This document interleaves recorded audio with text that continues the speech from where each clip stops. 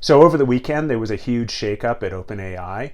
The not-for-profit board of the OpenAI Foundation pushed Sam Altman, the current CEO, out of the organization. There was a lot of back and forth over the weekend. It looked for a minute like they might reconcile, but they didn't. And at the end of the day, Sam Altman and the COO and one of the other founders of OpenAI ended up being snapped up by Microsoft.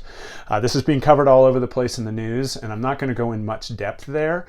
But this has very real ramifications for the AI industry, as OpenAI had definitely had the lead, in at least my opinion, as far as rapid commercialization and promises of commercialization of AI. Just the Dev Day a couple of weeks ago really highlighted that. The release of the GPT agents and the promise of the agent store, the GPT store, really opened up a ton of doors. Now, what anybody who's been playing with this will say, and I'll do a video about this shortly, is the GPTs are super cool, but they don't actually live up to the promise yet. And I have major questions what a move like this is going to mean as far as further commercialization.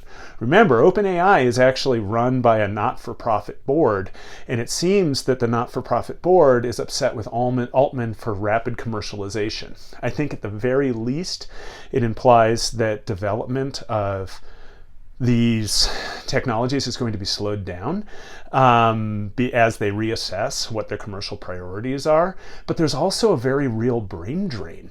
The COO departed. Altman was extremely popular. And in one respect, this could be really exciting because you're going to get a spin-off of talent into the rest of the generative AI universe that could start amplifying some of these other companies that are building their own models and their own technology, introducing new innovations, new competition, etc. So I think that could be good for the industry, but in the short term, I think we're about to have a bit of a stutter step.